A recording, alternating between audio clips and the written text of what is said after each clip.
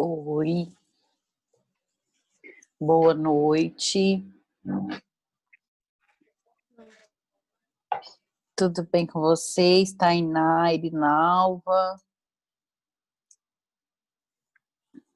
Deixa eu ligar a luz aqui.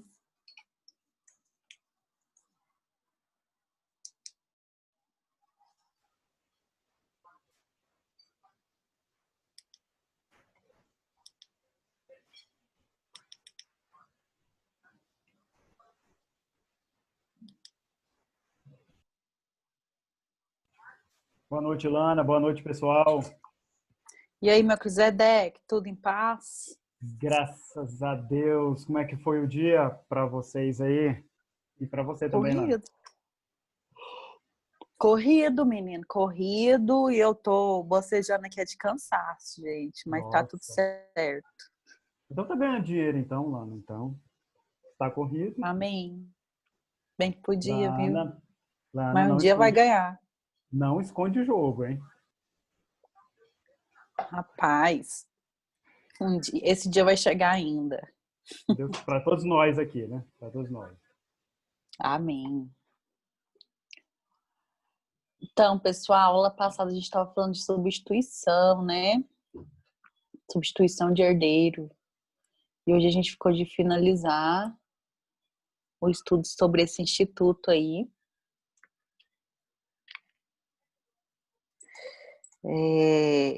Esse instituto que está lá no 1947 do Código Civil. Ui, Senhor. Vamos relembrar o que é a substituição. A gente viu que a substituição é uma prerrogativa que o testador tem. Ou seja, ela só pode acontecer se ela estiver prevista em testamento. O testador, ele pode nomear alguém que vai receber a herança no lugar de um herdeiro que faltar. Então, prevendo uma situação de algum herdeiro não quiser receber herança ou não puder receber herança, o testador nomeia ali um substituto. É o jogador reserva do herdeiro titular, né? Então a gente viu o que vem a ser essa substituição, que inclusive é uma exceção à regra do direito de acrescer, que está lá no 1947. Direito de acrescer a gente já estudou aula passada. E aí hoje a gente ficou de ver as formas de substituição, a classificação da substituição. Deixa eu ver se tem mais alguém querendo entrar aí, se tá tudo certo. Acho que não, né? Acho que é só a gente mesmo. A Thaisa.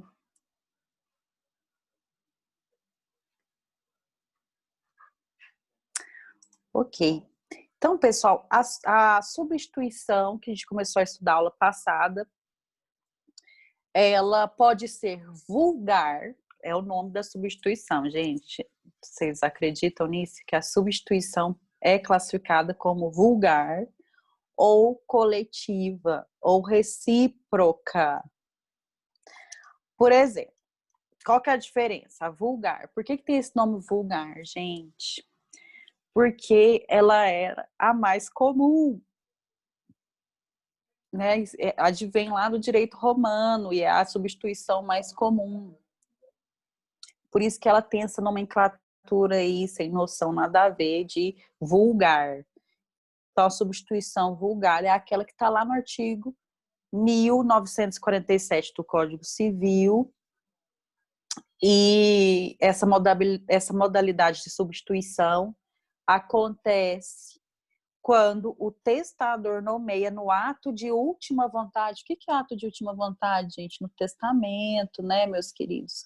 Testamento, ele é tido como ato de última vontade, onde o testador ele vai determinar ali qual que é o futuro dos seus bens, qual que é o desejo que está no coração dele, que seja feito depois que ele morrer, depois que ele for dessa para melhor, né? Então é por isso que o testamento é chamado de ato de última vontade. E a substituição ela é feita lá no testamento, nesse ato de última vontade.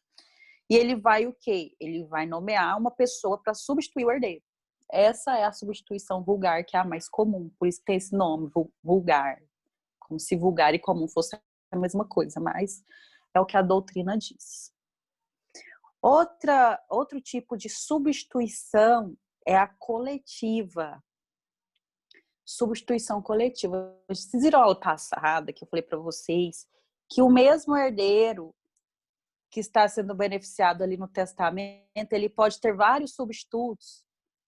Na ausência do fulano, o beltrano e o ciclano vão ser os substitutos do fulano.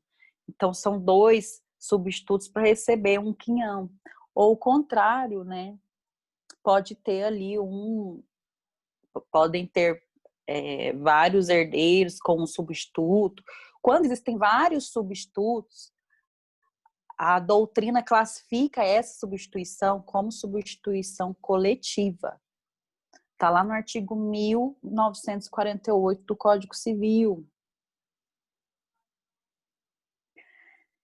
que tem o seguinte texto: também é lícito ao testador substituir muitas pessoas por uma só, ou vice-versa, e ainda substituir com reciprocidade ou sem ela.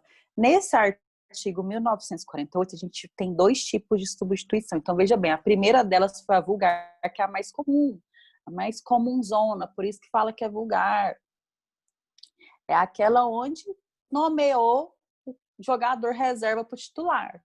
Nomeou o substituto, o herdeiro substituto para o herdeiro titular. Agora, a substituição coletiva é aquela onde vários substitutos são nomeados para entrarem no lugar de um herdeiro que vai ausentar ali no momento da abertura da sucessão ou que não quis receber herança. Então, é a primeira parte do 1940. Ai! Peraí, gente, deixa eu desativar esse som desse povo que entrou aí depois. Aí, pronto. Então, a primeira parte do artigo 1948 fala da substituição coletiva. Já a segunda parte vem falar da substituição recíproca, que é o próximo tipo de substituição que a gente vai estudar. Então, facinho, ó, primeira parte do 1948 fala da coletiva.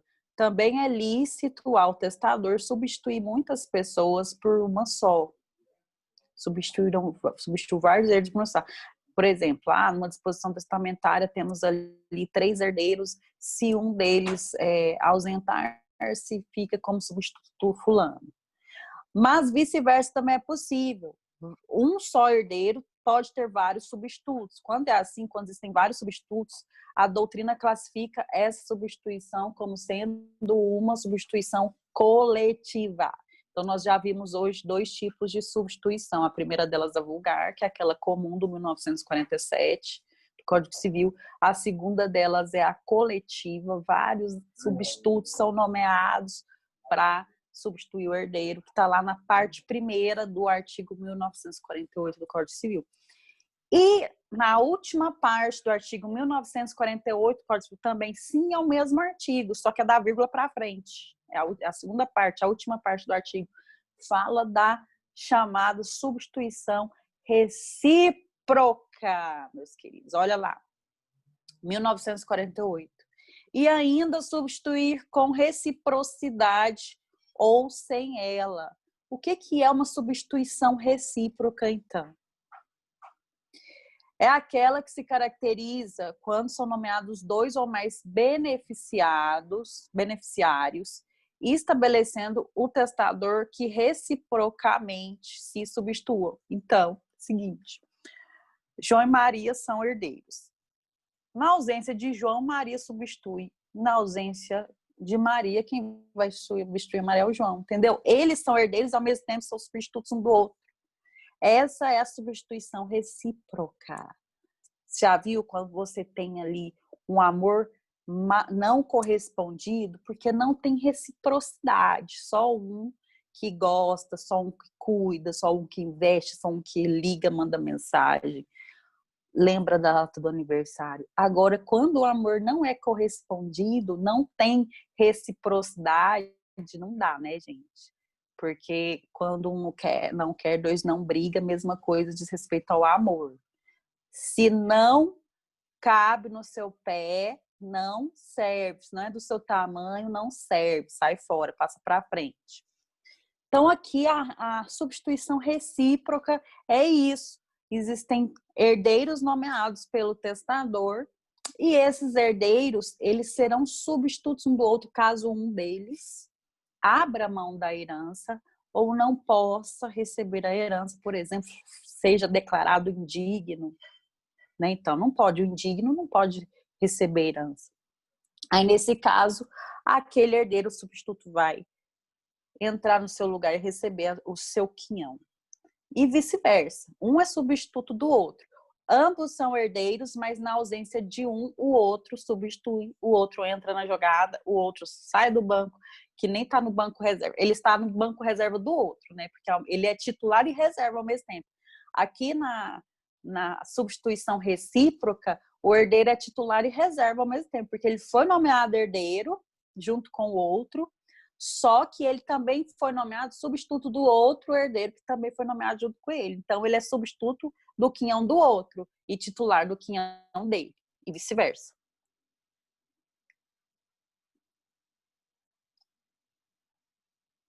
Lá no artigo 1950, tem uma observação interessante. Ó. Se entre muitos co-herdeiros ou legatários, legatário também é herdeiro testamentário, vocês sabem, né? Só que recebe um bem específico através do testamento. Relembrando. Então, lá no 1950, o Código Civil diz que se entre muitos co-herdeiros ou legatários de partes desiguais for estabelecida substituição recíproca, a proporção dos quinhões fixada na primeira disposição entender-se-á mantida. Só um minutinho, gente.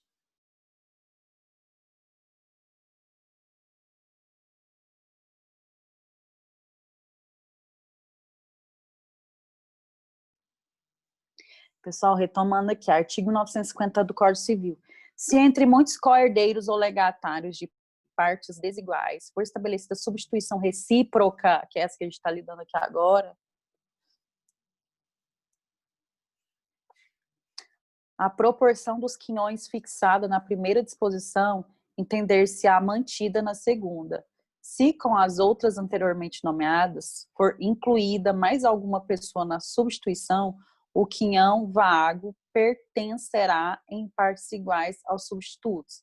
Gente, quando você lê esse artigo a primeira vez, você não entende nada. Eu não fiquei preocupado, porque é comum, tá? Você lê o artigo 950, porque a recíproca é bem clara, né? A recíproca, o testador nomeou vários herdeiros, e esses vários herdeiros, apesar de serem herdeiros mesmo, não estarem ali como substituto, eles vão receber um quinhão, mas o testador falou o seguinte, não, se faltar um deles, esse herdeiro que também está nomeado como tal, vai substituí-lo e vice-versa. Então, aqui ficou bem clara a substituição recíproca. Só que aí vem esse 1950 e coloca um terceiro estranho na jogada. Então, ele determina a reciprocidade, só que na ausência do herdeiro, além de acontecer a reciprocidade em relação ao co-herdeiro, um terceiro estranho vai entrar aí para receber o quinhão.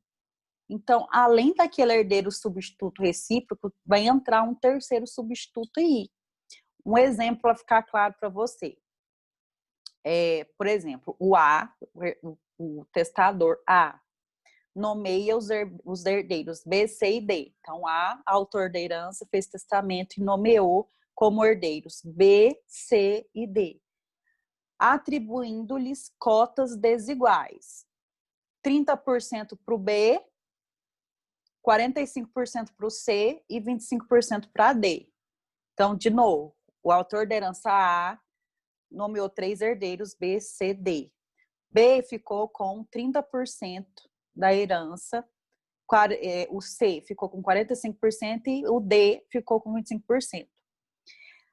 No mesmo testamento, o A, que é o autor da herança, previu que na falta de um deles, ou seja, na falta do B, do C e do D, de um dos três, na falta de um deles, o quinhão vago caberá aos outros herdeiros nomeados, ou seja, olha a reciprocidade aí. Tem herdeiro B, D e C. Se um faltar, os outros são substitutos, os outros herdeiros, ou seja, a reciprocidade. Aí, olha só, ele preveu, além dessa reciprocidade, ou seja, o quinhão vago caberá aos outros herdeiros nomeados e também a E. Olha o E aí, o terceiro cabeção estranho que está entrando aí. Então, a gente tinha só 3 herdeiros, eles eram substitutos um do outro. Substituição recíproca. Só que aí o testador falou assim, olha, lá no caso, D, C e D são herdeiros e um vai substituir o que ausentar. Mas junto com os que substituírem o que for ausentar, vai entrar um outro substituto que é o E. Então, como que vai ficar? O B renuncia, por exemplo. O B renunciou. Quem é herdeiro aqui? B, C e D. O B tem 25%, lembra? Ó, o B tem 30% da herança. O C tem 25%, não, o 30%, o B tem 30%, o C tem 45% e o D tem 25%. Se foi o B que renunciou, quantos por cento, então, da herança que ficou vago? 30%, que é o que B ia receber. B ia receber 30%, ele renunciou. Se fosse simplesmente uma substituição recíproca, sem um estranho, se fosse só substituição recíproca, como que ia fazer? Ia dividir esses 30% entre os outros herdeiros, que é o C e o D. 15% para cada e pronto. Só que, além de ser recíproca, o testador ainda previu que o E, que é um estranho na situação aí de reciprocidade, também recebesse, junto com os outros herdeiros, o quinhão do B. Então, veja bem, o B tinha 30%, ele renunciou. O que vai fazer com esse 30%, então? Vai ter que ser dividido entre os substitutos que ficaram, que é o C e o D, mais o E, ou seja, vai ser dividido em 3 partes. Então, cada um vai ficar com 30%. O C vai ficar com 10%, desculpa. O C vai ficar com 10%, o D com 10% e o E com 10%. Então, ó, conseguiram visualizar aí? A autor da herança deixou a herança para 3 herdeiros. B de bola, C de casa, D de dado, B, C e D. O B tinha 30%. O B renunciou. Só que o autor da herança disse, antes de falar que o B renunciou, o autor da herança indicou os 3 herdeiros B, C e D e disse que eles iam ser substitutos um do outro, ou seja, na ausência de um, os outros iam substituir e receber o quinhão no lugar dele. Só que, além de prever a substituição recíproca, ele ainda falou que na ausência de um, além dos que ficarem serem substituto desse que renunciou à herança ou não pôde receber herança, vai entrar um estranho na jogada aí, que é o E, também vai ser substituto. É por isso que quando o B renunciou à herança, ao invés de apenas ser dividido o quinhão dele de 30% só entre o C e o D, como entrou um terceiro e estranho, que é o E, de escola, então os 30% de B tiveram que ser divididos entre os outros 2 herdeiros, que é D de dado e C de casa e o E de elefante. Então, C, D e E receberam aí os 30% em partes iguais, ou seja, 10% para cada. Esse é um tipo de substituição recíproca também. Ela está descrita lá no artigo 1950 do Código Civil. Qualquer dúvida, vocês vão mandando aí no bate-papo, hein? Ok. Eu deixei esse exemplo para vocês lá no material, tá? Para vocês depois darem uma olhadinha de novo. Agora a gente vai falar de fideicomisso. Fideicomisso é um tipo de substituição, só que é diferenciada das demais. Por isso que eu deixei ela separada aqui. Essa substituição diferenciada se chama fideicomisso e ela está lá nos artigos 1951 ao 1960. Gente, são 9 artigos falando de fideicomisso. Então, não dá para a gente estudar fideicomisso junto com substituição. Então, a gente encerrou substituição e agora a gente vai estudar fideicomisso, que só acontece aqui em testamento também. Ela só pode acontecer por testamento, exceções à regra, às vezes acontece entre atos entre vivos, ou seja, através de uma doação. Mas geralmente, a natureza é essa aqui do fideicomisso do direito das sucessões, que está lá no artigo 1951. Essa doação mediante fideicomisso, ela imita o fideicomisso do testamento. É a mesma natureza, só que ao invés de ser uma doação após a morte, que é pelo testamento, é uma doação em vida. E aí vocês vão entender como que funciona. Ó. O áudio está desativado aí. Deixa eu desativar o áudio pessoal aqui. O que é o fideicomisso, gente? Artigo 1951 do Código Civil. Pode o testador instituir, eu estou lendo 1951, hein?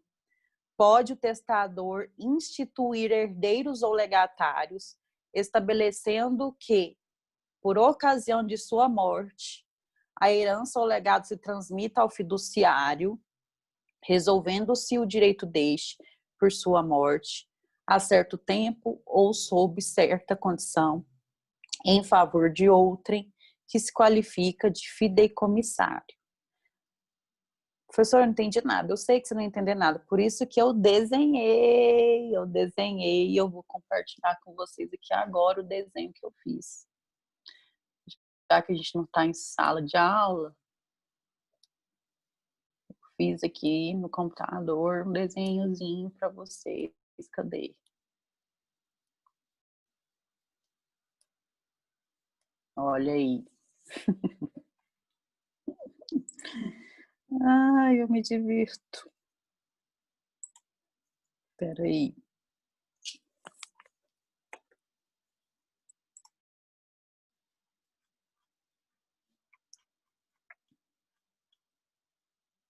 Gente, olha aí. Tá lá, né? A autora da herança, que é a fiduciante. A fiduciante, ela também é chamada de fideicomitente, a mesma coisa, tá? Olha lá na foto, na imagem que eu coloquei, que eu estou transmitindo aí para vocês. Fiduciante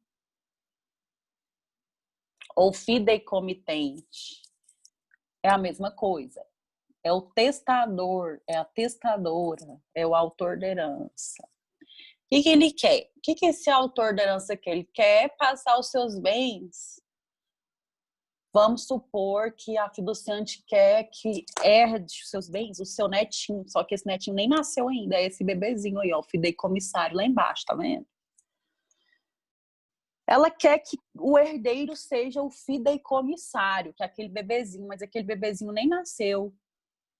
Aí o que ela faz? Lá no testamento ela fala, olha, eu vou nomear aqui, lembra do Todo Mundo Odeia o Chris? Gente, esse aí é o ator que faz. Vocês já assistiram aquela série? Essa aí é a Tina Turner, para quem não tá reconhecendo, tá? A autora da herança aí é a Tina Turner. E o fiduciário, que também é chamado de gravado, que eu coloquei para vocês, é o Chris, do Todo Mundo Odeia o Chris, daquela série que eu morro de rir quando eu assisto.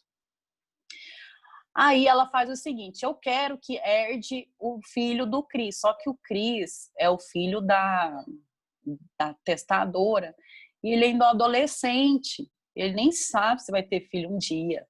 Mas aí a testadora fala assim, eu quero que quem herde a herança, os meus bens, seja o meu neto, que é o filho que vai ser o filho que vai nascer do Cris. E até lá, o Cris que vai administrar esse patrimônio. Então, olha só, a gente tem um herdeiro de primeiro grau e de segundo grau. Primeiro, esses graus por onde é o caminho que os bens vão passar.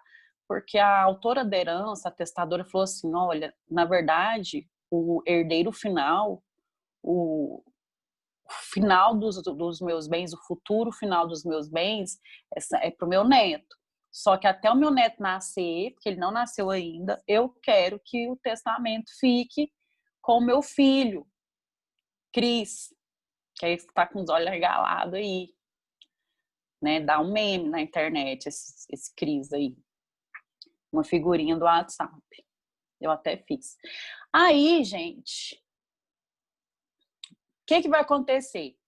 A autora, quando acontece esse tratamento, esse destino dos bens, quando o autor da herança ele quer passar os seus bens para uma prole eventual, ou seja, quem não nasceu, isso só é possível mediante testamento. Nós vimos lá, quando a gente estudou legitimação sucessória testamentária, a gente viu que ela pode ser feita, ela pode ser adquirida por prole eventual, só que a prole eventual ela tem uma expectativa de direitos, só vai se tornar herdeira se essa prole realmente nascer.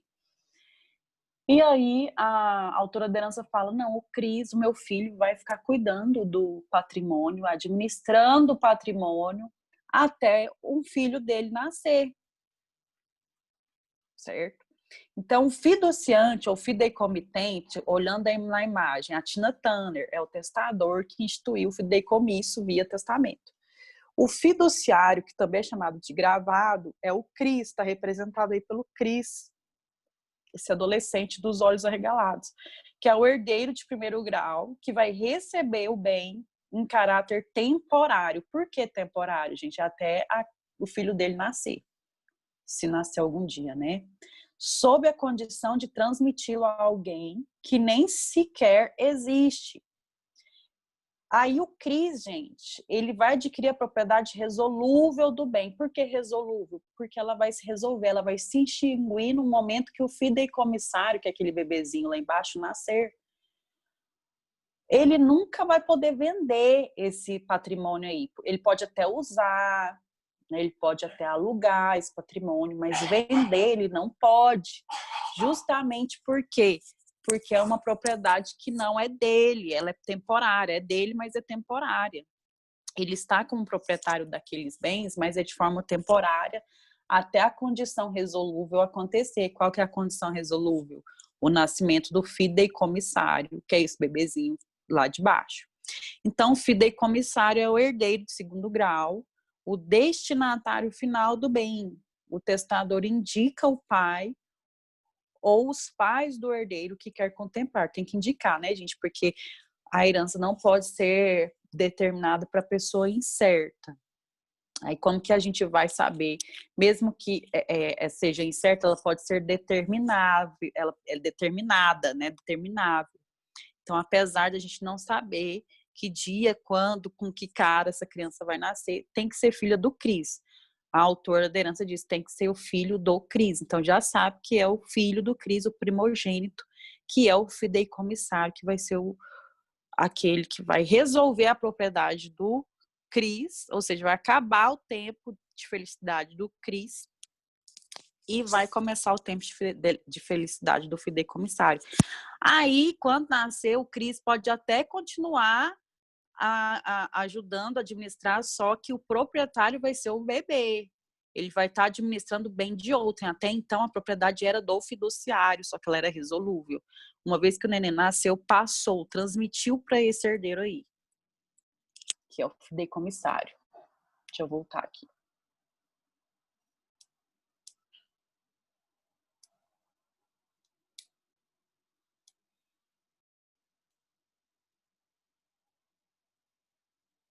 Ok, voltamos. Entenderam, pessoal? O Instituto Fideicomisso é esse que eu acabei de demonstrar. Essa fotinha e essa imagem eu deixei para vocês também lá no material, porque eu sei que na hora que vocês forem estudar, vocês vão ter dúvida. Lá no artigo 1952, o legislador fala da substituição fideicomissária. Lembra que eu falei para vocês que o fideicomisso é um tipo de substituição de herdeiro, mas ela é tão diferentona, ela é tão diferenciada que a gente estuda ela separadamente. Então, por isso que o legislador diz que lá no 1952 que a substituição fideicomissária somente se permite em favor dos não concebidos ao tempo da morte do testador. Então, a Tina Turner está representada aí na imagem que eu passei para vocês, quem chegou depois não viu, mas está lá no material de vocês. A autora da herança, ela imaginou uma prole eventual, ela determinou quem são os pais desse herdeiro e diz que quem vai cuidar, nomeou quem que vai cuidar dessa herança até essa prole eventual nascer. Então, o Instituto do Fideicomisso, o Instituto da Substituição por Fideicomisso só existe na situação de prole eventual, tá? De pessoas, o herdeiro que vai ser beneficiado, o herdeiro que vai ser o substituto aí na herança, da herança por fideicomisso, é alguém que ainda não existe, que ainda não foi concebida. Professora, certo? Oi. nesse caso aí, se esse herdeiro não vinha a nascer, aí firma-se a herança com esse que está tomando conta, né? O herdeiro mesmo, legítimo. Porque, na verdade, ele não é herdeiro legítimo, ele só está cuidando do patrimônio, né? Até nascer o outro. Aí, se o outro não nascer, fica para ele, então, né? Existe, quando nós estudamos prole eventual, a gente viu que a lei determina um prazo para que essa prole eventual nasça, né? Porque senão aquela condição se resolve, para não ter aquela incerteza jurídica, né? Que até quando que vai ficar nessa espera, tal, né? Aí, olha só o que diz o parágrafo único do 1952. Se ao tempo da morte do testador já houver nascido fideicomissário, ou seja, o bebezinho que ela imagine, o autor da herança fez ali o testamento, ainda não tinha neném, só que o autor da herança morreu 10 anos depois que fez o testamento, então pode ter nascido o fideicomissário antes do testador.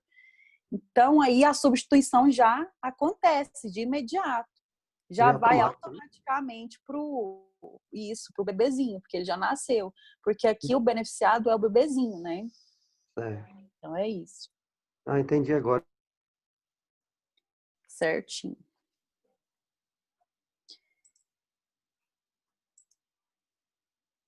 Queridos, mais alguém quer perguntar alguma coisa?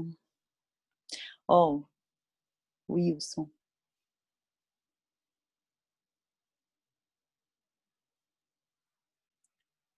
Então, Wilson, curador é o representante legal do incapaz quando é maior de idade. O incapaz que é maior de idade e ele perde a sua capacidade, por exemplo, ele é interditado, aí é nomeado um curador.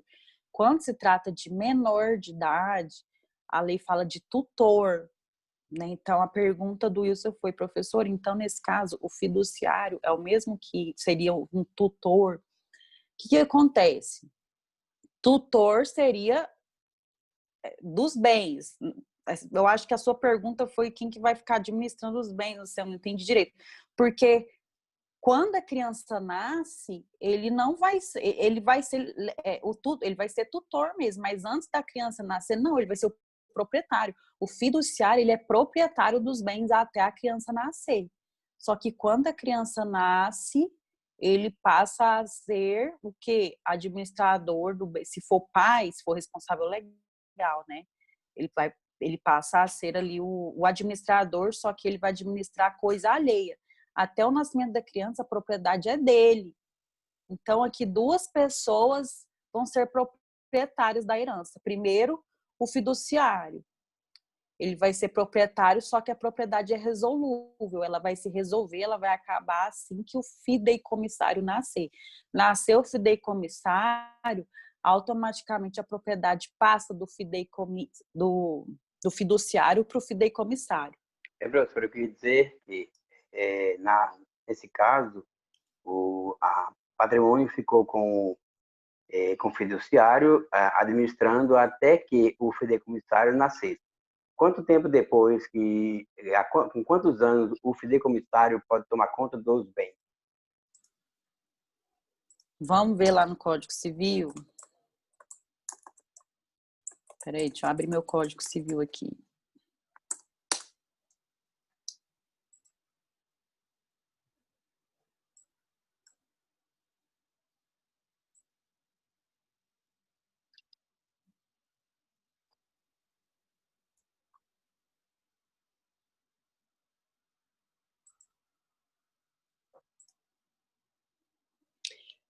Queridos, então, a aula que vem eu trago esse artigo para vocês aqui, que eu não lembro de cabeça. Bom, eu vou abrir aqui para fazer chamada. Quanto tempo de aula? 44.